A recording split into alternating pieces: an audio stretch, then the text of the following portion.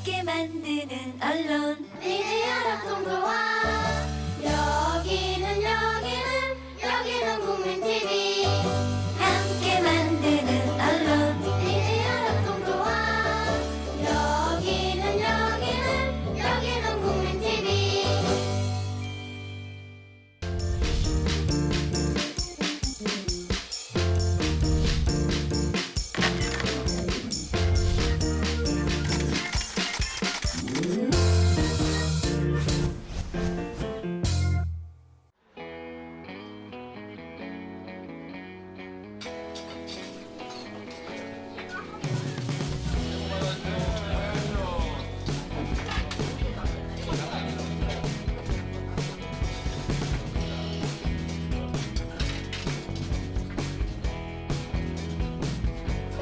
어땠어요, 음식? 맛있어요. 정말? 완전 맛있어. 저희 지금 서민들이 주로 이용하시는 식당이라서 자유식 백반으로 하고 있습니다. 상원버섯을 이용한 백숙, 그다음에 청배우리 주물럭 이런 놈들 하고 있습니다. 곳에 오시려면 어떻게 오시는지 잘 모르겠어요. 수정원 네비에 찍으면 나옵니다. 두 번째 거 전주? 전주 안산구에 있는 삼천동 그리고 전주 국립박물관 옆에 있습니다. 전주 오시면 들러주세요.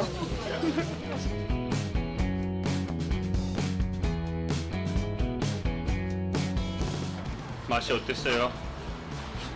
먹을 게 없어요. 왜 먹을 게 없어? 맛있던데.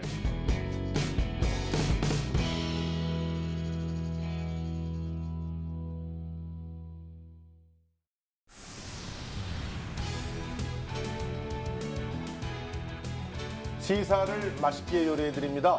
김성수 최현의 맛있는 수다. 수다 시즌 2. 예. 근데 굉장히 예. 피곤해 보이시고. 아니 뭐 뭐가 피곤할 게 기운이 뭐 없어 있어요. 보이시고. 왜 이러세요? 왜 이러세요? 네. 아니요. 저는 저 마스터 할 때마다 힘이 펄펄 납니다. 펄펄. 아니, 일단 목소리 데시벨이 낮아졌어요. 솔직히 고백해 보세요. 뭐요? 어? 밥 못 먹어서 그렇다. 왜? 지금 굶고 있잖아. 왜? 왜 굶고 있는 거예요, 도대체? 아 건강검진하면 밥 굶으라 그래서 밥 굶는 거예요. 미음 먹고 안 굶었어요. 그러지 마요. 그러면 지금 그 내일 병원에 들어가는 겁니까? 예. 들어가가지고 넘어갑시다. 무슨 됐어요. 무슨 됐어요. 아니 팔은 언제냐 팔은? 팔은 뭐 한 2주 정도. 2주 정도. 반기부스를 갖다가 좀 2주 정도 더 하고 네. 그다음에 이제 풀고 나서도 조심하면서 뼈가 붙을 때까지는 4개월이 걸린다고 하더라고요. 네. 김성수의 우파가 김성수의 좌파를 때려서 그렇게 된 거죠? 예, 맞습니다. 예. 예. 우리 모두 건강합시다. 예. 우리 건강합시다. 예, 건강합시다. 건강합시다. 예. 근데 아프지 마세요. 고지혈증은 어떻게 해? 그냥 예. 사실 이렇게 아니 재벌들이 다 고지혈증을 갖고 있다 그러더라고. 네, 그런데 이번에 그런 게 확인이 된 것 같아요. 근데 우리가 이렇게 웃고 떠들 때가 아닌데 사실. 아니 그러니까 지금 사실 너무 심각한 상태가 또 벌어지고 있죠. 예. 밥맛이 없어요 사실. 밥맛이 없습니다. 아니 제가 어렸을 때 하여튼 옛날에 군대에 있었을 때 휴전선에서 근무를 했거든요. 예. 휴전선, 그러니까 경기도 연천 이쪽에 있는 이제 휴전선에서 OP병 있죠. 이렇게 거. 그 옆에는 TOD 부대가 있어요. TOD 부대. TOD 부대. TOD 부대는 뭐냐면 밤에 이렇게 딱 보면은 나처럼 보여요. 나처럼. 그렇게 하면 아무 뭐랄까 이 그 달빛도 없을 때 딱 봐도 나처럼 쏙 보여. 그런데 그걸로도 어뢰를 쏘고 가는 잠수정을 발견하지 이게 못했다는 거 웃긴 게 아니야? 뭐냐면 이 155마일 휴전선에는 TOD 부대와 함께 OP 부대 이렇게 해가지고 엄청 낮에는 쫙 다 보고 그렇죠. 밤에는 사각지대 없이 다 본단 말이야. 그런데 노크 기신을 하고. 그러니까 노크 기신도 하고 거기다가 무슨 뭐 목함지를 와가지고 매설해 놓고 가고. 맞아요. 이걸로 다 보고 있는데 아무것도 못 잡고 안 봤나? 잤나? 예, 그런 상태에서 진짜. 근데 TOD 얘기를 왜 한 거예요? 그러니까 왜냐하면은 밤에라도 오면 다 보이거든요. 그러니까 우리 이제 원래 기계화로 이렇게 싹 바꾸면 더 잘할 수가 있어요. 그런데 이거를 반대하네.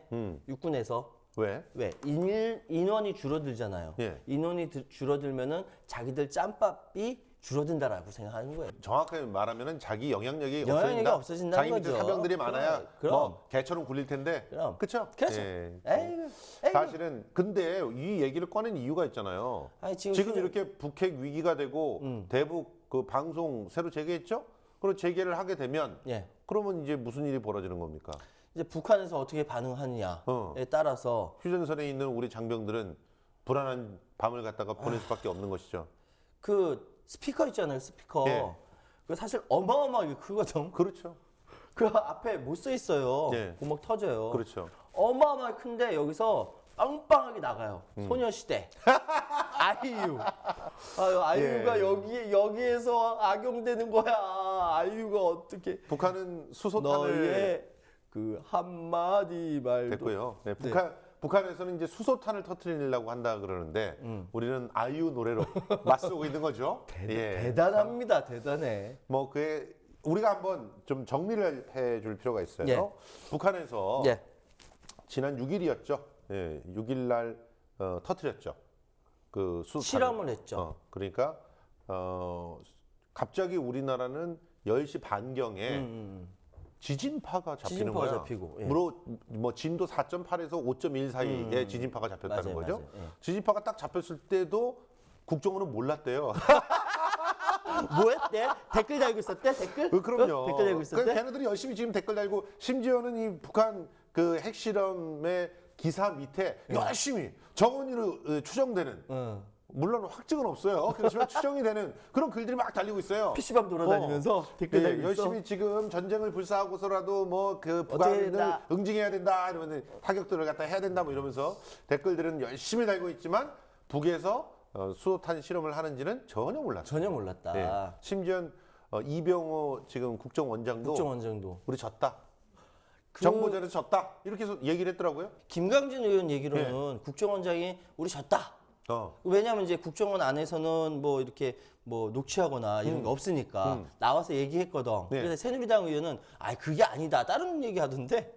뭔 얘기를 했어? 아니 그냥 그 우리가 이제 불확실해가지고 그런 거지. 뭐 그랬다고 공표한 건 아니다. 뭐 이렇게 얘기하던데. 뭐 사실은 지금 확실해 보여요. 즉 국정원은 몰랐다는 게 거의 확실해 보입니다. 국정원은 댓글 단위로 바빠서 뭐 몰랐고 그래요. 사실은 근데 저는 거기에는 좀 의심이 있어요. 몰랐다고 발표하는 것일 수도 있어요.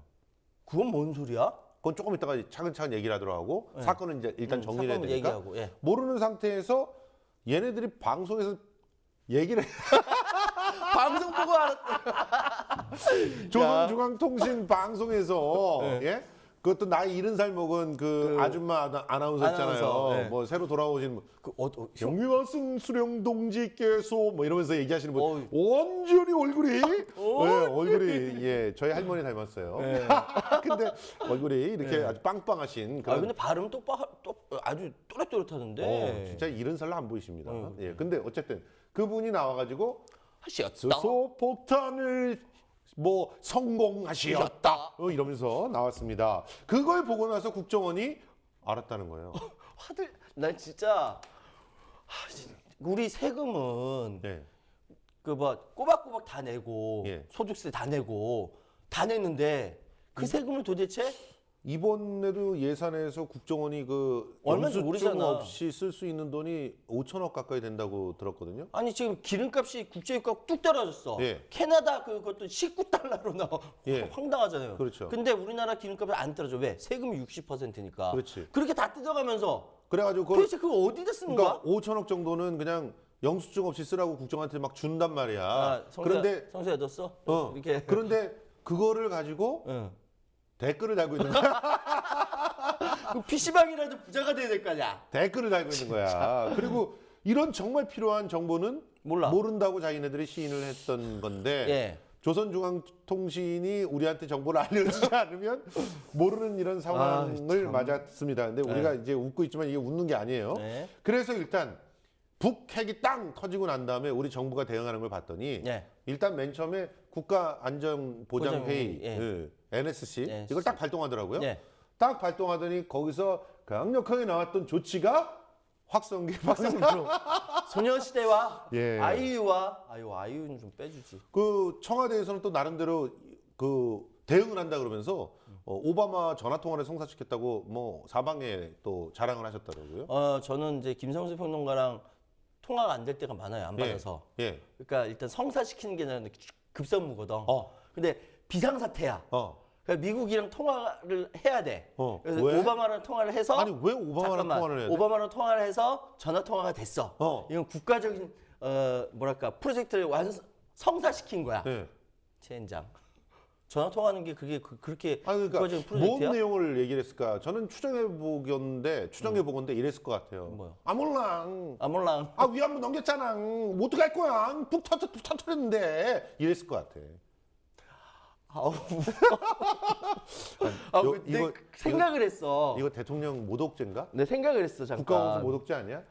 생각을 했어. 내가 막 몸이 막 이렇게 된다. 지금 소설이에요. 연기도 네. 좀 후졌잖아요. 예, 이해해 주시고 일단 영국 배우 출신이라서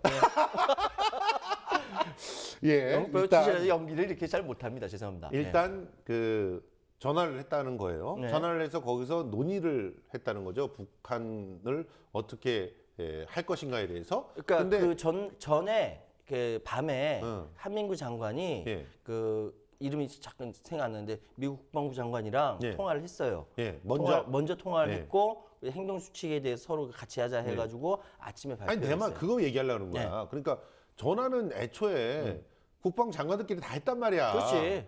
그런데 왜 아무나 이왜 한 거냐는 거지. 아무래도 소설이고 어. 어쨌든 그 최고 책임자끼리는 통화를 하는 거지 뭐. 예, 그런데 거기에서 결정된 건 없어요. 없죠. 전날 다 했잖아. 다 하기로 했잖아. 그리고 발표까지 했는데 뭐. 예, 그 다음에 이제 또 했던 걸 보니까 네. 그 한미일 상국이 북한의 정보 공유를 위해서 화상회의를 했대.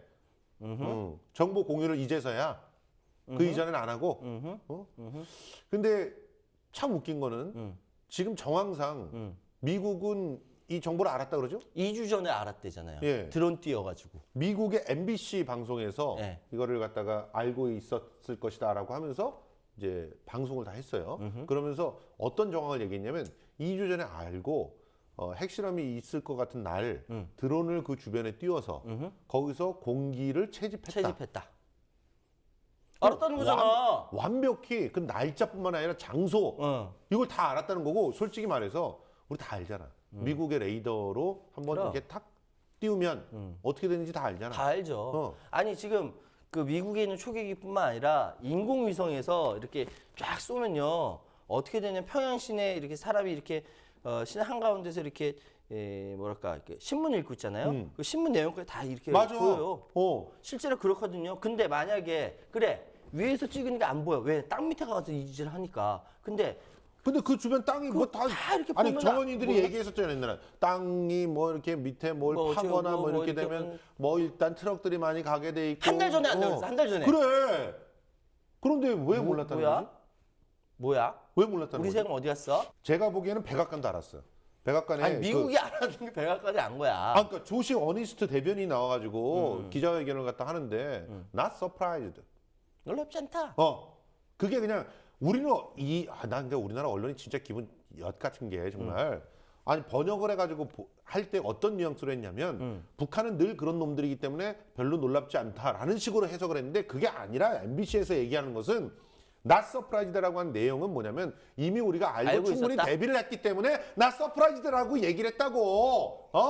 제발 좀 언론에서 좀 그렇게 외신들 갖고 좀 조작 좀 하지 말라고 제발.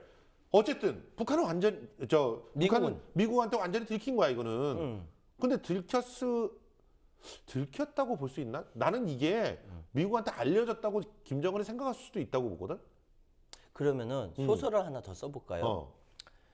우리가 지금도 막 분노하는 그 한국과 일본 사이에 그 뭐랄까 일본군 그 성노예 사건, 성노예 합의했던 부분 있잖아요.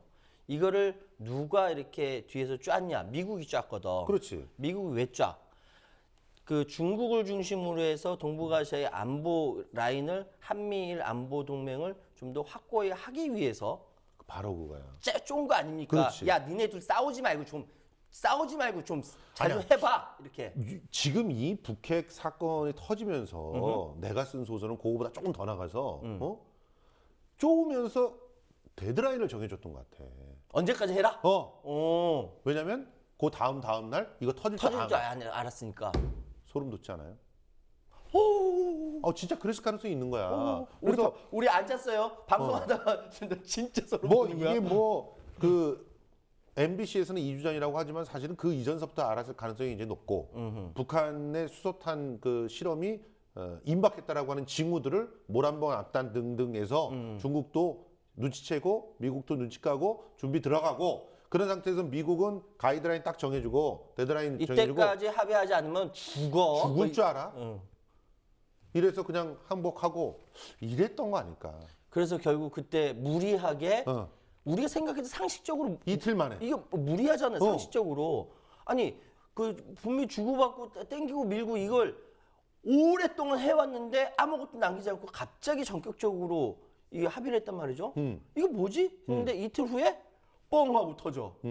이거 도대체 어떤 그림이야 이게 도대체? 이런 생각이 드는 거지. 이렇게 되면서 자연스럽게 한미일은 자신들의 안보 라인들을 이렇게 좀 그 같이 맞춰가면서 뭔가 한미일 공조라고 하는 것을 북한이나 네. 중국한테 보일 수가 있는 것이고. 그리고 또 한 가지 더 얘기할까요?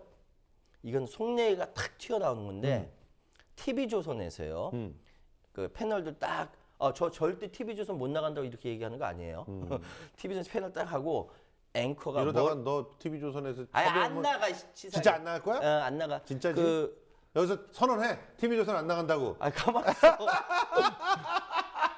다른 경제 프로는 나갈까? 앵커가 뭘 이야기하냐면은 우리가 며칠 전에 한국과 일본이 이렇게 합의를 했다. 그런데 이거 우리 한국과 일본뿐만 아니라 미국까지는 한미일 동맹 아니냐. 그런데 이렇게 엄중한 북한의 도발이 있을 때는 이런 그 위안부라든지 이런 것들은 뒤로 제끼고, 그렇지. 뒤로 제끼고 같이 이 안보 동맹으로서 그렇지. 일본과 손을 잘 잡아야 되는 거 아니냐? 그림이 다 그려지잖아. 그렇게 생각하지 않으십니까? 패널 아무개 씨 이렇게 묻더라니까? TV조선 앵커가. 어. 그러니까 이런 정황들을 보면 국정원도 알았을 것 같은 거야. 알았을 것 같은데 일부러 모른 척하면서 어머나 아니. 우리 맞았어요 이런 거 아닐까? 나는 그렇게 생각하지 않고요. 국정원이 자신의 임무를 충실히 하는 건 몰랐을 거예요. 댓글. 네, 어쨌든 우리가 지금 이 북핵 문제를 중요하게 보는 이유는 이 북핵 문제 다음에 벌어질 일들 때문입니다. 자, 우선 첫 번째 위안부 문제 물 건너갔습니다. 예. 예. 지금 그러니까 국민들이 분노할 수밖에 없지 않습니까? 그렇죠. 이게 지난 1991년 그 할머니 성또 기억 안 나네. 아프니까 예. 배고프니까 기억이 안 나는 예. 거예요. 이렇게 자신의 부끄러운 과거를 김복동 할머니 딱 고백한 이렇게, 거예요? 예, 고백하면서 91년에 고백하면서 난리가 났죠. 예. 그때 정말 큰 충격이었어요. 난리가 나가지고 막 일본 자체도 진상조사단 꾸리고 막 난리가 나서 지금 수십 년을 끌어왔단 말이에요. 24년 끌어왔습니다. 그러니까 지난번에 우리 김성수 평론가가 명확하게 얘기했지만 일본은 이 합의하는데 우리가 잘만 조정하면 다 얻어낼 수 있는 그런 상황까지 있었거든. 나는 이렇게 이런 데드라인을 정해줬다고 해도 나는 그 데드라인을 활용했어야 된다고 보는 거거든. 아니 데드라인 정해졌는지 아닌지 아직 모르잖아. 아니, 그러니까 소설을 쓰더라도 데드라인 딱 정해줬어. 자, 1월 4일 전에 끝내라. 그러면 똥줄 타는 건 일본도 마찬가지야. 그건 마찬가지지. 일본도 마찬가지라니까. 그럴 때 배째 씨. 난 어차피 아니 북핵 터지면 난 정권이 더 강해져. 오케이. 나 배째. 그러면서 할머니들한테 줄 수도 있었다는 거야. 훨씬 더 많은. 그런데 그거를 못했다는 거야. 그러니까 우리가 소설을 쓰는 대로 가더라도 분명히 위안부 할머니들한테는 더 시혜를 베풀 수 있는 것들이 있었어요. 최선을 다해서 그분들의 위치에서 뭔가를 더 따낼 수도 있었어. 그렇지. 그러니까 그런데 그거를 안 한 거야. 내가 보기에는 일부러 안 한 거야. 시혜라기보다는 국가적인 일본의 국가 책임을 인정하고 그렇지. 배상을 이렇게 얻어내는 게 아니죠. 당당하게 요구해서 받아내는 이렇게 할 수 있음에도 불구하고 안 한 거지. 뭔가 왜냐하면 쫓긴 거야. 이 사람들은 어떻게 생각했을 가능성이 높냐면 만약에 북핵이 터진다는 걸 갖다 미리 알았다고 하더라도 그런 거야. 핵이 터지면 모든 이슈가 이 이슈로 덮어질. 잘 됐다. 대충 해. 상상력 대단한데? 그러니까 우리 아버지 나라인 일본을 위해서 오히려 이렇게 에이, 해주는 그러진 않았다. 그러진 그러진 않았을까? 않고 어쨌든 그 권력을 쥔 사람들은 모든 사안을 자신의 권력의 유지와 기득권 강화를 위해서 생각하는 경향이 있거든요. 그렇죠. 앞으로 벌어지는 일들에 대해서 어떻게 하면은 이것이 내 권력이 강화될까? 어떻게 하면 저 선거에서 이길 수 있을까? 어떻게 하면은 이런 식으로 생각하기 때문에 그 국민들이 고통받고 이런 건 별로 생각 안 해요. 그러니까요. 예. 그래서 이게 결과적으로 이 핵폭탄 때문에 모든 이슈는 빨려 들어가고 위안부 할머니들의 그 저 처절한 절규들은 역시 빨려 들어가면서 재협상 요구 이런 것들은 물 건너가고. 물 건너가고. 뭐 여기서 좀 고소한 거는 반기문의 방북 이제 물 건너갔다는 건데 그러면서 또 이제 또 하나 물 건너간 거는 선거구 획정 문제니 뭐 쟁점 뭐 노동 5법이니 이런 것들 다 지금 통과되게 생겼어. 다 빤스 벗어주게 생겼어 지금. 그러니까 거기에서 더 나아가서 저는 사실 그 핵 생각까지 북핵 생각까지 하진 못했어요. 사실 생각 못했어요. 뭔가 근데 북쪽에서 뭔가 있을 거라고 생각하고 우리가 그거를 갖다 찜찜했잖아. 찜찜했지. 그렇지? 했는데 아 이럴 타임에 분명히 북에서 뭔가 할 텐데 총을 쏠까? 고사포를 쏠까? 이 정도였는데 핵을 뽕! 그러니까 이게 선거에 영향을 미치냐 미치지 않냐까지 그렇죠. 생각을 했었죠. 근데 그러지 않을 거야라고 생각했는데 어머나 뻥 터지고 나니까 난리가 났어. 근데 의외로 우리 국민들이요 차분하지 않습니까? 차분하더라. 예? 차분해. 오히려 보니까 사재기가 없잖아요. 아예 예. 없어. 예. 몇 년 전부터 없어졌어. 그렇죠. 그러니까 언론에서조차도 사재기에 대한 보도를 안 해요. 맞아요. 그만큼 국민들이 차분해졌어. 그런데 TV만 틀면요. 계속 종편에서 북한 얘기, 핵 얘기. TV 보고 있으면요. 지금 당장 전쟁이 나는 거야, 지금 상황이. 아, 우리는 알고 싶지도 않은데 김정은 생일도 알려주고. 아니 왜 우리가 김정은 생일을 알아야 돼? 어? 오늘이 김정은 생일이라고 축하해줄까? 해피 버스데이 투하고 케이크라도 잘라야 돼? 왜 알려주는 거야 도대체? 어? 왜 나한테 화를 내? 그러니까 난 이게 어이가 없어. 김정은 몸무게 몇 킬로라고까지 그런 것도 알려주고 막 어디 미치겠어, 무슨 옷 입었고 말이야. 아니 목 뒤에 뭐 살이 잡히는 걸 보니 뭐 고지혈증이 있을 건데 고지혈증? 그런 걸 다 알려주고 알 필요가 뭐가 있느냐는 거죠. 어쨌든 지금 이 북핵 때문에 상당히 많은 부분들이 그 빨려 들어가고 있는데 저는 가장 가슴 아픈 것 중에 하나가 예. 선거구 획정 문제가 완전히 빨려 들어가는 이런 부분이에요. 그래서 지금 어디까지 빤스를 벗어줬냐면 18살, 만 18살 먹은 사람들까지 그것도 다는 안 된다면 다는 안 된다. 이게 너무 비굴하지 않아? 다는 안 된다면 학교를 졸업한 사람들에게 내에 있는 사람들은 말고 학교를 졸업한 사람들한테는 선거권을 주자. 이런 제안까지 가고 선거권은 니들 마음대로 해. 줄여. 비례대표 줄여. 7석 줄여. 이렇게까지 했는데도 그걸 거부했어. 새누리당이. 이거는 그냥 지네들이 하고 싶은 대로 다 통과시키겠다는 거야. 합의라고 하는 도장만 찍으라는 거야. 이런데 도장 찍어주면 안 됩니다. 그런데 도장 안 찍어주면 선거가 어려워져. 그러니까 자기네들이 밥 벌어 먹을 게 없어져. 밥그릇이 기득권이 야 여기서 기득권 따질 때야 차라리 국회의원 사표 던져. 그리고 좀 해야 될 거 아니야 정말. 차라리 이제 그 표창원 씨가 그 얘기를 했죠. 그러니까 야당은 싸워야 한다. 그렇죠. 강해야 하고 깨끗해야 한다. 예. 그렇게 싸우지 않으면은 시민들이 거리에서 경찰로부터 경찰과 충돌하게 된다라고 그렇죠. 얘기하죠.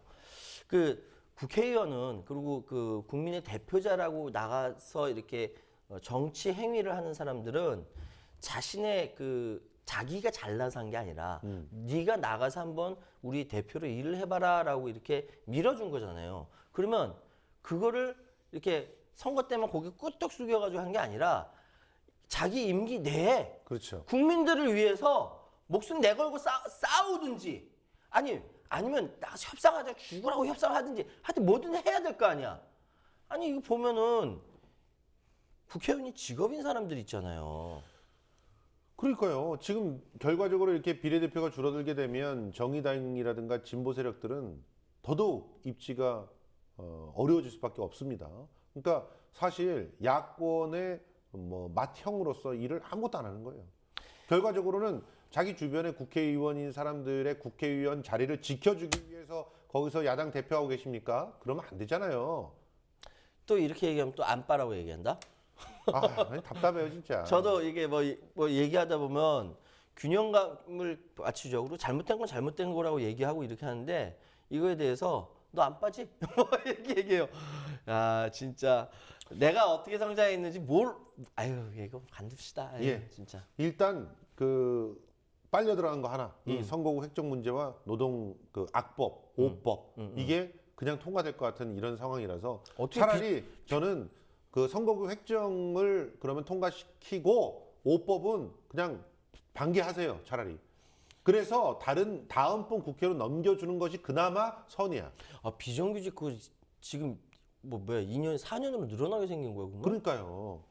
이 절대로 연기하면 안 됩니다. 지금 박근혜 대통령이 얼마나 사악합니까? 선거구 획정 문제가 국회의원들 목숨이 걸려 있는 문제라는 걸 너무나 잘 알잖아요.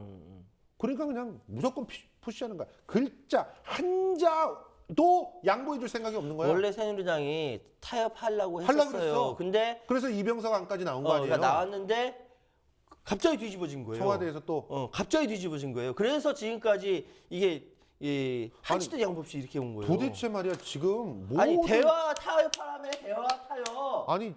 아니 대화 타협하면 이거잖아요. 내가 어느 정도 주면은 당신이 어느 정도 주고 그래. 내가 양보하면 양보하고 그래. 여기까지 갔었단 말이야. 바로 직전까지 갔었단 말이야. 근데 이게 왜 갑자기 하루아침에 뒤집어지냐고. 그러니까 지역구가 특히나 농촌에서 늘어나는 거는 새누리당이 유리하니까 지역구를 갖다가 한 5석 정도 늘려주고 그리고 비례대표를 갖다가 권역별로 하게 되면은 야권 그것도 바로 그 새정치 그러니까 더불어민주당이 이득이 되지는 않지만 정의당이라든가 노동당이라든가 이쪽에는 이득이 되니까 그쪽이 원내에 진출한다고 해가지고 크게 위협되는 것도 아니잖아. 한두 석인데. 그렇지.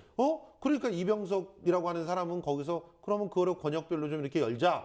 이렇게까지 얘기를 했는데. 그래서 거의 타협까지 갔는데 그걸 또 엎어버리고. 하루 만에 뒤에 엎어버렸어요. 정의화 의장은 또 그러면 기존에 150석이죠? 150석으로 있는 그거를 갖다 유지하고 일부 지역들에 대해서 혹시라도 분구가 될 수 있으니 그렇지. 그 지역에 대해서는 니들이 합의해서 결정을 해라. 해라. 그런데 그것도 거부하고. 근데 이거 왜 뭐야? 이거를 완전히 이렇게 깽판 치고 있는데 왜 언론에서는 왜 이 얘기를 안 해? 왜 이렇게 보도를 안 하는 답답해 거야? 죽겠네, 진짜. 이건 전적으로 새누리당이 깽판 치고 있는 거야. 이거는 합의할 생각이 전혀 없는 거라고. 그래서 지금 이 선거구를 사상 초유에 선거구가 없는 이런 기간을 만들어 놓게 한 건 전적으로 새누리당이 잘못인데 왜 그걸 따져묻지 않는 거죠? 아몰랑. 자, 지금 어쨌든 이전에 있었던 그 국회에서의 합의나 예. 이전에 있었던 일본하고 한국과의 일본군 성노의 합의나 이 모든 소설이에요. 소설을 쫙 짜매쳐 보니까 뭔가 이쪽은 알고 있었던 것 같다라는 심증만 있는 거지. 그리고 우리가 확실하게 보잖아요. 지금 여기서 합의를 하는 태도가 얼마나 다른지. 일본하고 할 때 어떻게 하는지. 그거를 더불어민주당이랑 합의할 때 어떻게 하는지 딱 나오잖아. 막 나오잖아. 1.1획도 건드리지 마라고 요구를 해야 되는 것은 일본에 가서 해야 되는 것이 야당한테 가서 해야 되는 게 아니잖아요. 그러니까 지금 현재 새누리당과 청와대에서 생각하고 있는 건 내 정권이고 내 이익이지 결코 국익이 아니지 않습니까? 지금 결과적으로는. 그래서 국익이 완전히 그냥 날아가고 있는 거야 공중에. 그 상황에서 자기가 직접 말한 이 한반도 신뢰 프로세스라고 하는 것도 날아갔어. 지금. 결과적으로. 그 말씀을 드리려고 그랬어요. 박근혜 정부가 조금 이렇게 좀 지혜가 있다고 하면은 자신들이 기존에 해왔던 소위 한반도 신뢰 프로세스에 대해서 어느 정도 탁탁탁 이루어질 수 있도록 해왔어야 되는데 자기가 만든 것조차도 이루어내지 못하고 있다는 거죠. 예를 들어서 1단계, 2단계, 3단계까지 가 있어요. 3단계는 어차피 북한 핵폭이니까 어렵다 치더라도 비핵화와 상관없이 인도적 지원이나 이산가족 상봉, 문화협력을 통해서 신뢰 구축 1단계예요. 근데 1단계도 이산가족 딱 2번 만났죠? 요거 외에는 한 게 없어 별로. 정말 한 게 없어요. 아무리 상대방이랑 싸우고 한다 하더라도 내가 민간 차원에서 뭐 한다 눈 감아주면요 분위기 좋아지거든요. 그럼 위에서 부들부들하게 서로 얘기할 수도 있는 거예요. 그런 걸 모르나? 이번에 고위급 회담도 얼마나 성과가 없었습니까? 그러니까. 세상에 고위급 회담을 잘했으면 저는 북한 핵을 터뜨리지 않았을 수도 있다고 봐요. 실제로 그렇지 않습니까? 북에서 왜 핵을 터뜨리겠어요? 미국하고 대화하자는 거예요. 그 북한의 외부가 요구는 그거지. 그러니까 남한이랑 만나봤자 아무런 소득이 없어. 근데 자기들 생각에는 어. 남한은 괴뢰 정권이니까 미국의 괴뢰 아니 정권이니까. 그러니까 괴뢰 정권이라도 얘네들이 뭘 주는 게 있어. 혹은 뭔가 협력을 해가지고 미국을 압박할 수가 있을 것 같아. 그러면 얘기를 할 필요가 있는 거지. 그치. 그런데 이거 뭐 아무것도. 맨날 만나면 아무것도 저 뭐 얘기를 듣지도 않고 여기 앉아 있는 애는 맨날 전화 걸어가지고 허락받고 있고 이러고 있으니 예. 그럼 이 결과적으로는 한반도 프로세스니 뭐니 나발도 이것도 전부 다 그냥 말이었다는 거죠. 이것도 북핵의 한 방에 날아가 버린 거야.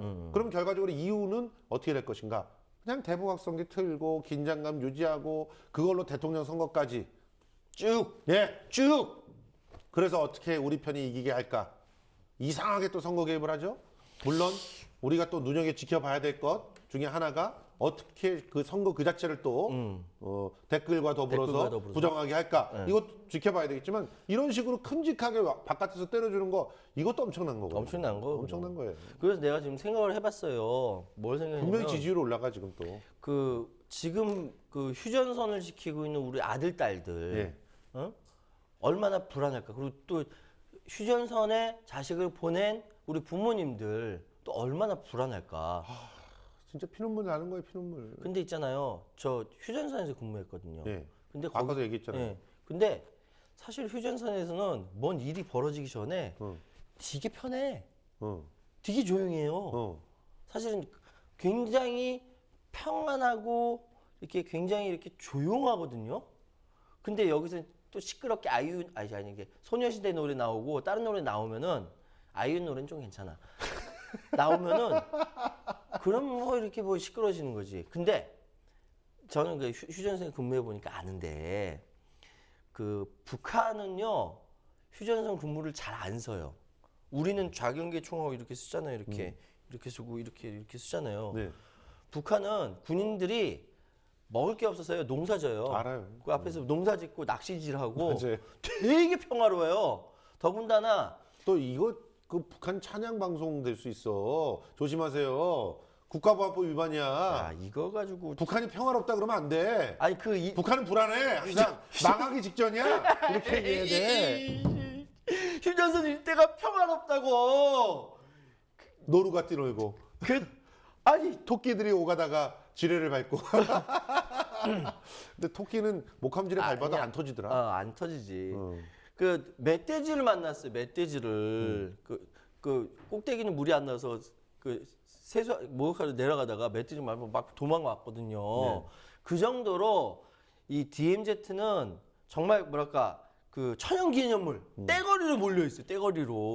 이런 얘기를 하는 이유가 뭐야? 왜냐하면은 그 우리 휴전선에서 근무했다는 걸 자랑하고 싶어서 그런 거지 지금. 뭐 그런 것도 있고 그리고 우리 부모님들 이게 너무 이렇게 걱정을 안 하셨으면 좋겠어요. 아니에요. 자, 일단은 정리하고요. 네. 지금 걱정해야 될 것은 뭘 걱정해야 되냐면 완전히 수세에서 진짜 이제 경보까지 이제 다 켜지게 된 이런 선거 국면 이런 것들을 걱정하셔야 됩니다. 지금 뭐 더불어민주당은 완전히 끌려가고 있고요.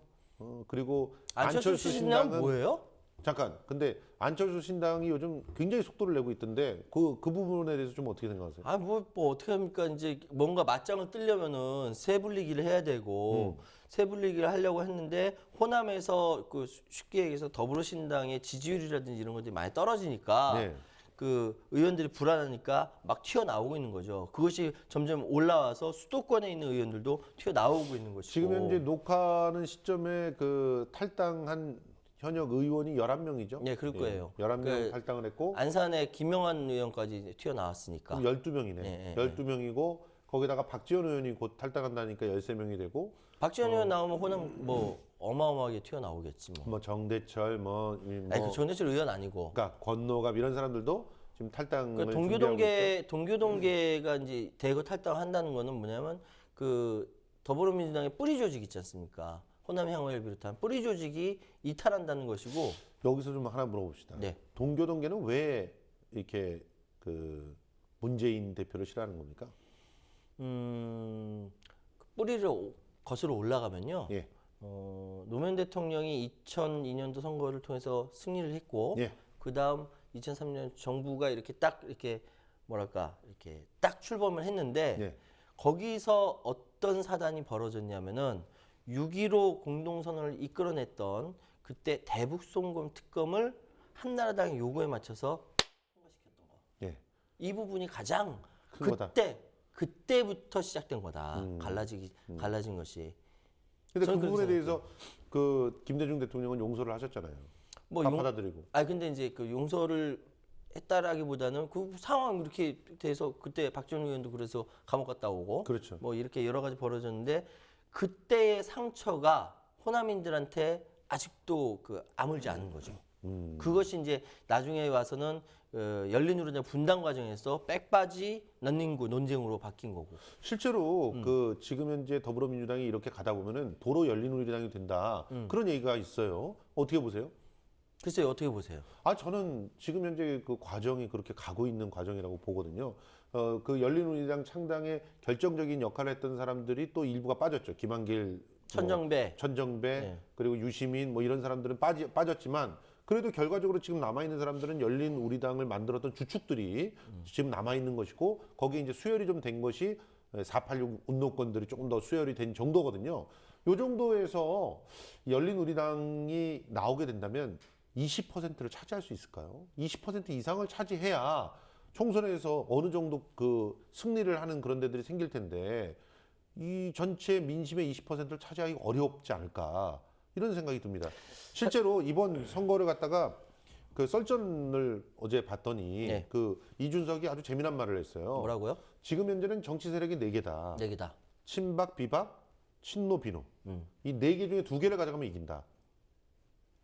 굉장히 도식화된 저열한 설명이지만 그래도 이해는 빨리 되잖아요.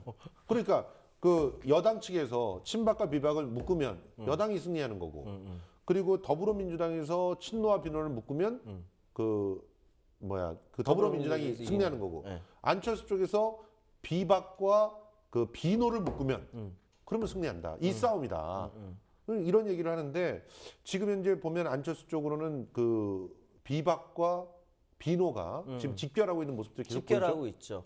심지어는 이제 이게 안철수 신당이 갖고 있는 성격 자체가 지금 더불어민주당이 갖고 있는 지지 기반과 또 다르기 때문에 예. 여기에 어떤 그룹이 모이냐면 새누리당에서 조금 진보적인 성향을 갖고 있는 사람들, 합리적인 보수.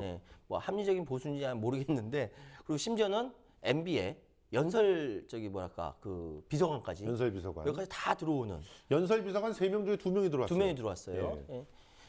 이런 모습까지 보이고 있거든요. 이게 뭐냐면은 그래서 혹자들은 안철수 신당이 갖고 있는 확장력이 그 문재인 대표가 있는 더불어민주당보다 훨씬 더 크다. 뭐 이렇게 얘기하는 사람들도 있어요. 아니 근데 저도 그런 분석 자체에는 동의하는 것이 한상진 그 교수가 예. 창당위원장을 허락을 했는데 이 한상진 교수는 얼마 전까지 그 2012 대선에 대한 평가를 주도했던 사람이잖아요. 네. 더불어민주당에서 굉장히 고문처럼 중요한 역할을 하셨던 분인데 네. 이분이 안철수 신당 쪽에 갖고 이분이 또 굉장히 그 DJ하고도 가까웠던 분 가까웠죠. 아닙니까? 예, 맞습니다. 그러니까 DJ 정권을 만드는데도 굉장히 큰 몫을 했던 분이세요. 그러니까 김대중 대통령 만들 때는 거의 다 모든 제야의 인사들이. 다 모였던 상황이었고 그건 노무현 대통령도 거의 마찬가지고요. 네. 그리고 지난 2014년, 2012년도에 있었던 문재인 대표 같은 경우는 거의 다 모였는데 이게 움직이지 않았던 그룹들이 있어요. 전 누군지도 알아요. 얘기할 수도 있어요. 근데 얘기하면 대략 그렇게 어떤 그룹이 안 움직였는지 그러니까 소위 성격으로 얘기하자면. 현재의 문재인 대표의 그 반대되는 쪽에 있는 몇몇 사람들 비주류라고 비주류라고 얘기하는 얘기하는 안 근데 움직였죠. 왜 안 움직였는지 알잖아요. 왜냐하면은 솔직히 말해서 소통이 잘 안 됐잖아요. 네.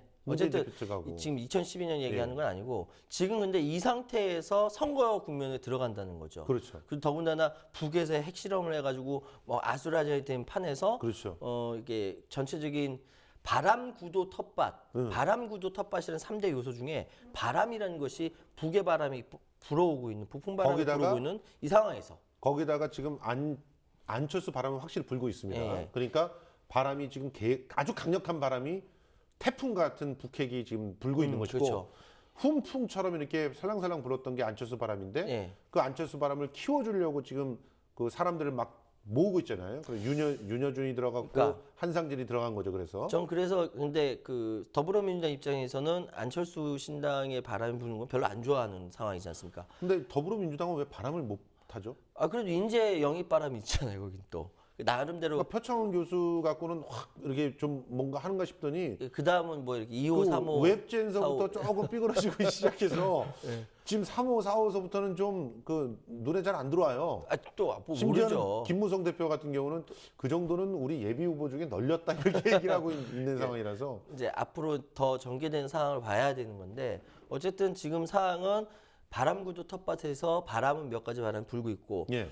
구도 상황에서는 틀림없이 정의당한테도 미안하고 뭐 그 외 노동당이라든지 다른 군소정당 그 활동하시는 분들한테는 죄송하지만 현재는 그 천정배 국민회의 그 신당도 미안하지만 확실하게 삼자구도로 정립되고 있는 거. 그렇죠. 네, 삼자구도로 정립되고 있고 이게서 둘이 합치면 새누리당보다 많지만 합치지 않을 경우에는 다 25%, 20, 예, 뭐 뭐 몇 이렇게 퍼센트 요 되는 정도 거. 되는 거죠. 이렇게 된다라고 일단 도시적으로는 그림이 그려져요. 근데 앞으로 바람구도 텃밭의 이 상황이 어떤 바람이 불고 구도가 어떻게 달라지냐 또 이건 대선이 아니라 총선이거든요. 인물 부분에 있어서 어떤 인물이 나서느냐에 따라서 이건 확 또 바뀔 수가 있어요. 실제로 지금 텃밭을 소지하고 있는 데는 어디라고 보십니까? 아니 그 명확하게 지금은 호남과 수도권 일부와 이를 이제 그 야권이 가지고 있는 거고 나머지 충청권이라든지 특히 그 아니 정확하게 말하면 우리가 좀 경상도, 톡 까놓고- 영남. 그러니까 톡 까놓고 말해보자고.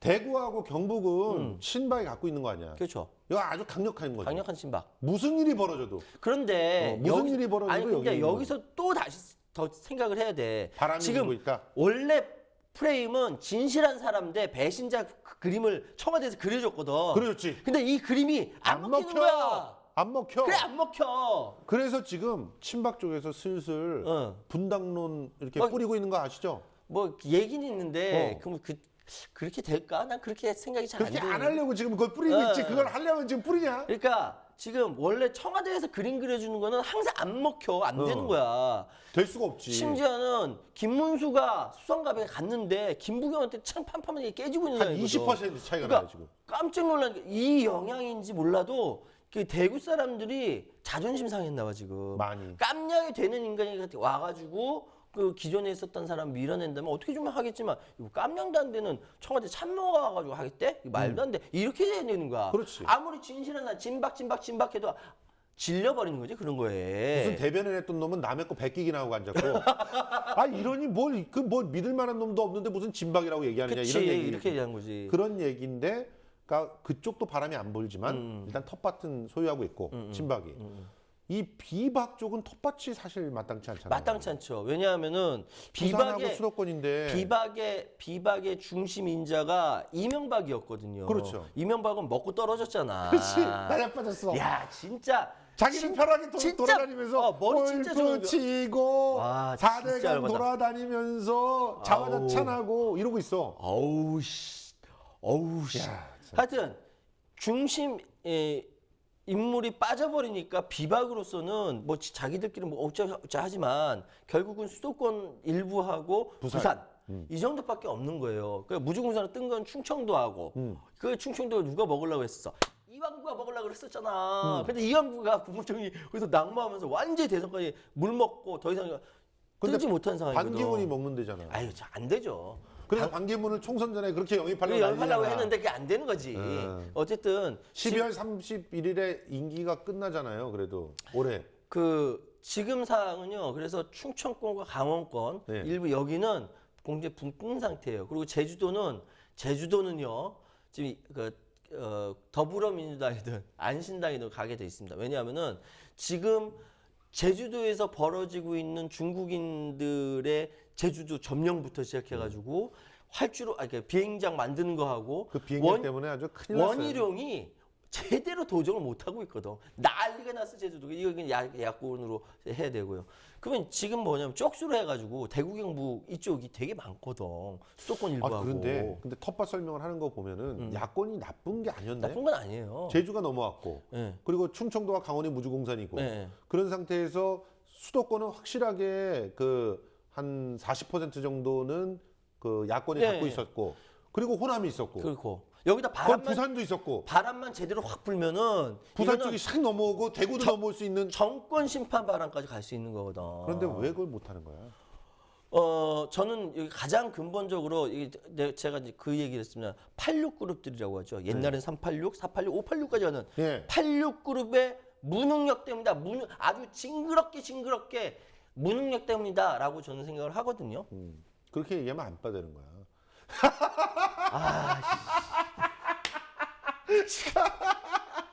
어쨌든 나 그렇게 생각. 어쨌든 왜 무능한 거죠?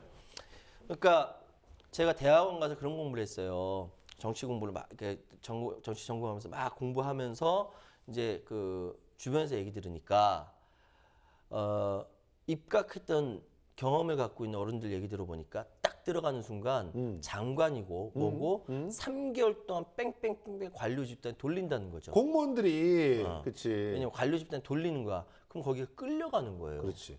근데 원래 실력을 쌓아놨다라면은 그렇지. DJ는 실력 있는 사람이거든. 그럼 딱 준비된 대통령이었지. 통찰력을 가지고 이건 이렇게 해, 이건 이렇게 해, 이렇게 해서 딱딱 체크하고 너네 이렇게 해야 돼라고 딱 강력하게 하는데 어렸을 때부터 물론 민주화를 위해서 희생하고 헌신한 그 부분 인정하는데 그리고 정치권에 들어오면 전체 국가 경영이라든지 경제라든지 이런 것들에 안목을 키워야 되는데 학교 다닐 때 했던 그 행태 똑같이 국회나 정치권에 가서 똑같이 하는 거예요. 학교 다닐 때 행태가 뭐예요? 학교 다닐 때 행태라는 표현은 좀 미안하고요. 학교 다닐 때 싸움 잘했던 그것을 국회 와서 그대로 하는 거예요. 이게 이거 네. 대안을 내세우는 대안 세력으로 성장해야 되는데 그렇게 하지 비판을 못했다는 하는 거죠. 거지. 예. 늘 비판만 하는 거예요. 비난만 했죠. 늘 비난만. 대안 없이. 실제로 우리가 댓글들 보면은 참 가관이지 않습니까? 제가 요즘에 SNS 들어가기가 좀 싫어요. 싫은 예. 게 김성수를 안 빠라고 해? 아니 나도 뭐 사방에서 욕 먹고 있는데 그래서 되도록이면 내가 의견을 잘 얘기를 안 하려고 하는데 그런데 이제 기본적으로 그 친문 쪽에 계신 분들 입이 왜 이렇게 험해? 네. 그리고 또 안빠 중에서 골수들도 입이 굉장히 험하시더라고. 그러니까 나는 내부에 그래 안 싸웠으면 좋겠어. 이미 이혼했잖아. 이혼했으면 신경 꺼 서로 신경 끄고 서로 혁신 경쟁하자며 혁신 경쟁해요. 진짜. 그 국민의 마음을 얻으란 말이야. 저는 단언컨대 지금 이렇게 뭐 북핵바람이 불고 있는 상황에서는 서로가 정말 서로를 비난하는 말을 하면 할수록 계속 석수가 하나씩 날아간다. 맞아요. 그렇게 생각을 해요. 네. 실제로는 여기에는 이 바람을 맞서 싸울 새로운 바람을 일으켜야 되는데 그럼요. 그게 뭐야? 개혁바람. 그럼죠. 어? 혁신바람. 혁신바람. 서로가 특히나 저는 이 친문 쪽은 계속 정의당을 포함해가지고 진보 쪽으로 더 가야 된다고 생각해. 그래서 진보의 그 저 바닥에 있는 정말 유능한 인재들, 그런 인재들을 흡수해가지고 제대로 대안을 갖다 만들어 달라고 해가지고 데리고 와야 된다고 생각을 해요. 그리고 그 친안쪽은 계속 새누리당을 갖다가 갉아 먹어야 돼. 새누리당을 쪼개놔야 돼. 쪼개가지고 나중에 가가지고 땅 뚜껑 열었을 때 새누리당 20몇 프로 이렇게 나오게끔 만들어야 되는 거 아니에요. 그렇죠. 예. 대구 경북만 딱 얻으락해 거기서 김부겸은 또 이기고 이런 식으로 해버리면은 나중에 꽉 열었는데 결과적으로 여소야대 국면이 만들어지는 거야. 맞아. 이렇게 만들어야 되는 거 아니겠습니까? 김부겸 화이팅. 근데 지금 뭐 하고 있는 거예요 도대체? 근데 하여튼 이런 이 얘기는 해야겠다. 저 친노 없다고 생각해요. 예? 친문 있고 비문이 있다고 생각하고 노무현 대통령 돌아가신다고 더 이상 친노 비도하죠. 노무현 대통령 돌아가서 기분 나쁘실 거야. 자, 친문 비문이 있다고 생각하는데 보세요. 방송할 때 저 평소에 마음에 안 드는데 욕 안 하잖아요. 그럼요. 방송에서 저 김성수 욕 안 하잖아요. 그죠? 이런처럼 예. 바깥에 국민들 다 보고 있는데 왜 그 안에서 쌈박질하냐 이거야. 난 이거 그렇지 않잖아요. 마음에 안 들어요. 욕 안 하잖아요. 예, 그렇군요. 좀 보입시다. 예. 라디오 재벌이 되시더니 마음이 고지혈증도 아유. 앓고 나시더니 마음이 이렇게 넓어져가지고. 다음에 그 얘기합시다. 예. 나 요번 주에 감동받은 사람 있어. 이 얘기. 지난 그 소녀상 지키러 가셨고 지금 어버이 연합이 나오니까 피켓을 들었죠. 태극기에 충성하는 것이 애국이라는 건 태극기에 충성하는 것이 아니라 물에 빠진 아이들을 구하는 것이다라고 웃으면서 어버이 연합 어르신들하고 얘기했던 대한민국 효녀연합 7명이래요. 예. 7명인데 또 계속 속속이 참여한다고 하고 그 가운데 대표로서 홍승희 씨, 예. 27살밖에 안 된 그러니까 퍼포먼스하는 예술가죠. 예. 예술가는 원래 어떤 사람이에요? 저 같은 사람이에요. 이럴 줄 알았다. 내가 질문을 잘못했어. 예. 질문을 잘못했어. 아유. 참. 근데 이야기할 때 홍승희 씨 아버지가 어버이연합 같은 어르신들과 뭐 비슷한 생각을 갖고 있다? 뭐 이렇게 이야기하면서 어버이연합을 너무 그렇게 미워하지 마라. 왜? 과거의 전쟁의 트라우마가 이분들을 이렇게 만든 것 같다. 그러니까 이렇게 저는 얘기한 거죠. 예. 그분의 그 얘기를 듣는 순간 어쩜 이렇게 나랑 똑같은 생각을 하셨을까? 이 사람이야말로 대안세력이다 이런 생각을 했어요. 왜냐면은 우리가 국제시장 나왔을 때 예. 뭐라고 얘기했어요? 아주 그냥 나가서 돈은 잘 벌고 있는 그 거의 이제는 준재벌급에 속하는 그런 진보 인내하는 평론가가 나가가지고 뭐라고 했냐고 이런 영화들이 사랑받고 이건 무슨 드디어 반동의 공세가 시작됐다 이따위 얘기를 막 하면서 국제시장 갖고 뭐라 그랬잖아. 그러면 거기서 그 1,000만을 만들어준 사람들 다 반동이야? 나도 보면서 울었어. 그러면서 그 안에 숨어 있는 무슨 그걸 못 봐서 내가 운 줄 알아? 거기에는요 어떤 사람들이 있냐면 지금 저 길거리에서 돈 5만 원에 돈 또 라면 한 줄에 가가지고 피켓 들고 계시는 그 상실된 노인들이 있다고. 그분들을 갖다가 우리 국가들이 전혀 책임지지 않았단 말이에요. 악마의 탈을 씌우고 악마의 그 역할을 갖다 맡긴 사람들을 뭐라고 욕을 해야지. 그 사람들을 갖다가 막 욕하고 뭐 문외한이 뭐니 이런 식으로 한다고 일이 해결이 되겠습니까? 그분들은 품어 안아야 돼요. 그리고 품어 안게 되면 저절로 달라지는 그런 분들 아니겠어요? 찔려. 나 옛날에 욕 많이 했는데. 그래서 네. 지금 대한민국 뭐뭐 연합이라고 하는 데가 많이 생겨나고 있습니다. 지금 대한민국 효녀연합이 생기니까 예. 대한민국 효자연합 얘기하고 있고요. 효자님 떴어요. 네. 그리고 대한민국 아빠연합 나오고 아빠연합 나왔어요. 대한민국 오빠연합 나오고 그렇습니다. 대한민국 엄마연합 나오고 엄마부터 누나연합 아니에요? 나왔어요. 누나연합. 누나연합도 나왔어. 예. 와. 대한민국 할머니 연합도 나왔습니다. 할머니연합 나왔다. 할머니 연합이 먼저 나왔어요. 먼저 나왔어, 효녀 맞아요. 연합 나온 다음에 네, 그 할머니 할머니 연합이 연합 나와서 기자회견도 했어요. 사랑합니다. 정말 대한민국을 살릴 수 있는 그런 연합들이 아닌가 생각이 이게 듭니다. 바로 같이 어깨 걸고 연대하는 거죠. 연대. 그렇죠. 왜냐면 같이 이름 걸고 연합이라는 거 가지고 같이 손 딱 쥐고 있는데 옆에 있는 사람 마음에 안 든다고 욕하거나 싸우고 때리거나 그러지 않잖아요. 저 방송 중에서 욕 안 하잖아요. 김선수 평론. 그렇죠? 예. 예전에 저는 그런 얘기들 많이들 하는 분 보면서 좀 의문이 있었는데 우리가 어떤 모임을 할 때 거기에 이념적 지향성이 명확하지 않으면 안 된다. 이런 식으로 얘기하시는 분 많았잖아요. 그리고 굉장히 이렇게 이렇게 선을 긋죠. 긋는. 네. 분파주의야. 사실은 지금 생각하면 그게 명확한 분파주의야. 그래서 넌 NL, 넌 PD, 넌 ND. 그것뿐만이 아니라 이렇게 모임을 할 넌 때도 CA. 거기다 반드시 그런 걸 집어넣어야 된다고 생각하는 사람들 있잖아. 뭐 소나무를 집어넣든지 뭐 아니면은 거기다 뭐 민주라도 집어넣든지 민주산악회 꼭 이래야 되는 거 아니야. 민주동우회 뭐 이래야 되는 거잖아. 그러지 않아도 대한민국 효녀연합 이래도 그 안에 어떤 가치가 있는지 다 나오죠. 느낌이 오지 않아요. 대한민국 효녀연합이 설마 독재하겠어? 효녀들은 독재 안 하지. 새누리당처럼 독재하겠어? 정말? 진짜 효녀는 독재 안 하지. 독재를 할 수가 없죠. 진짜 효녀는 남을 독재를 안 해요. 배려를 하는데 가짜 효녀는 독재를 할 수 있어도 그렇죠. 진짜 효녀는 독재를 안 해요. 자기 아버지를 신이라고 믿고 있는 그래서 그 신의 권력을 갖다 이용해서 남들을 착취하려고 하는 이상한 사람들만 네. 그런 자기를 효녀라고 포장하면서 그렇게 얘기하지만 정말 아버지가 늙고 병들어 가시는 게 그 마음이 아파가지고 저분들을 어떻게 하면은 복지적으로 좀 살릴까 이런 걸 걱정하는 효녀들은 민주주의자일 수밖에 없는 거예요. 우리 다음에 시간 내면 홍순희 씨 한번 이 자리에 모셔서 한번 인터뷰 좋은 한번 했으면 생각이다. 좋겠다. 홍승희 씨를 우리가 한번 공개적으로 초대합니다. 네, 초대합니다. 한번 출연해 방송 주셨으면 보시고 좋겠습니다. 홍승희 씨 저희 제작진에 연락을 주시면 제가 모시고 우리 김성수 평론가는 버선발로 모시러 갈 겁니다. 네, 전 버선 안 씻습니다.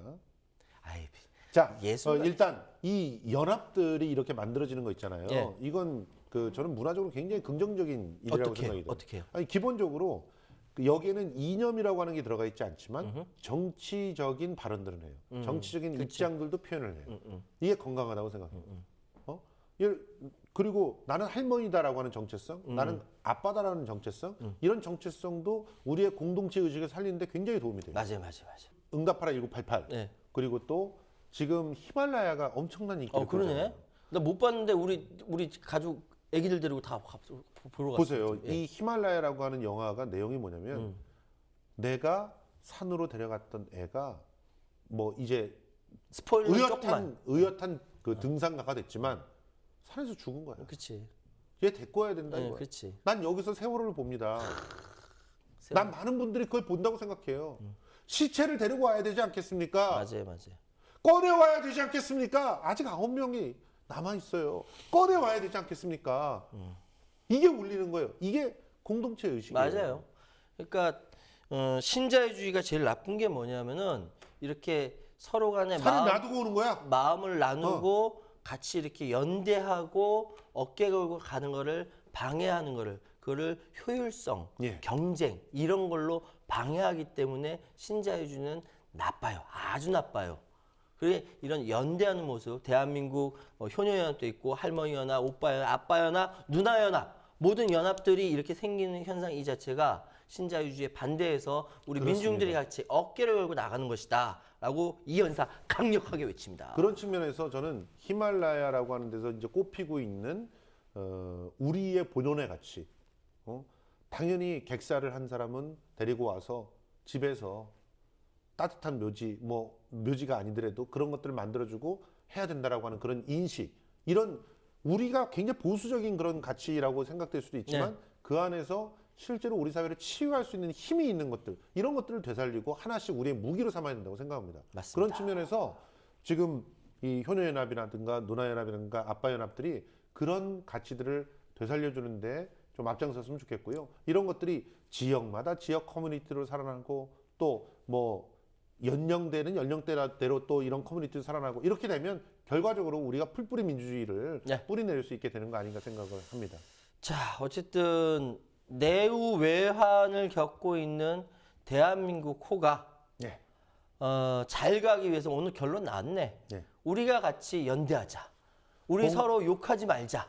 우리 그렇습니다. 김성수 평론가 최연 방송에서 욕 안 하듯이 그럼요. 겉으로 정말 욕하지 말고 마음을 나누는 이것이 결론. 내후 외환 겪는 대한민국 호의 갈 길이다. 같이 어깨 걸고 가자라는 결론이 나왔습니다. 실제로 서로 개성이 다르잖아요. 달라요. 그래서 이게 되는 거 아니야, 프로그램이. 그럼 방송 끝나고 얼마 뭐라 그러는지 알아? 아니, 그러니까 저도 이게- 많이 씹어요, 솔직히. 아니, 나는 솔직히 말해서 문재인 대표하고 안철수 대표가 정말 다르지만 다르죠.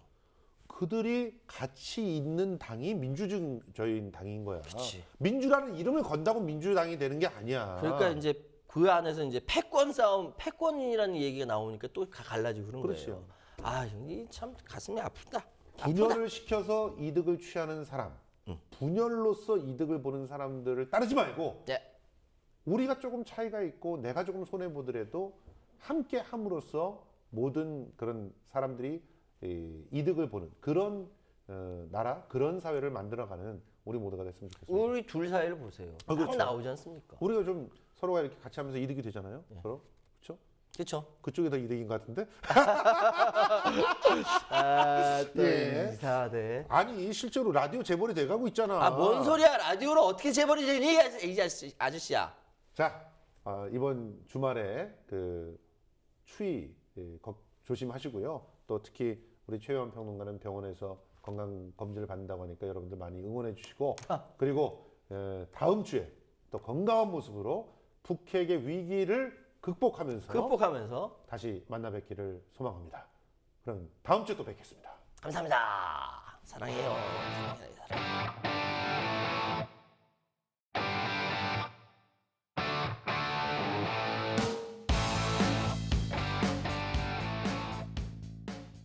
안녕하십니까. 이사장 맡고 있는 현상입니다. 네, 안녕하세요. 제작국의 김종훈입니다. 예, 새해 복 많이 받으세요. 새해 많이 받으세요. 올해부터 저희 그 국민TV에서 우리 조합원님들이 내주시는 그러한 그 소중한 정성에 조금이라도 좀 보답하고자 조합원님들이 그 하시는 일, 네. 또 조합원님들이 생산하시는 농산물이나 네. 조합원님들이 하고 있는 각종 사업장들 많이 좀 우리 조합원들뿐만이 아니고 여러 이런 쪽에 좀 홍보를 할 그러한 계획을 가지고 있습니다. 그렇습니다. 아시죠? 삼성동 재벌 광고는 받지 않습니다. 네. 그런 것들을 좀 많이 저희들에게 이렇게 알려주시면은 저희가 여러분님께서 그 광고하시는 그러한 내용들을 우리 TV 통해서 우리 여러분들의 그 사업들을 좀 잘 될 수 있도록 이렇게 홍보할 계획을 세우고 있습니다. 예, 문의는 아래 보이시는 이메일 주소로 보내주시면은 성심성의껏 답변드리겠습니다. 네, 저희 국민TV가 우리 조합원님들의 그러한 그 정성에 조금이라도 보답하고 여러분님의 그 소중한 뜻을 더욱더 크게 결실 맺고 열매 맺을 수 있도록 저희가 올해도 혼신의 힘을 다해서 파이팅 하겠습니다. 고맙습니다. 국민TV 파이팅! 파이팅! 마치겠습니다. 고맙습니다.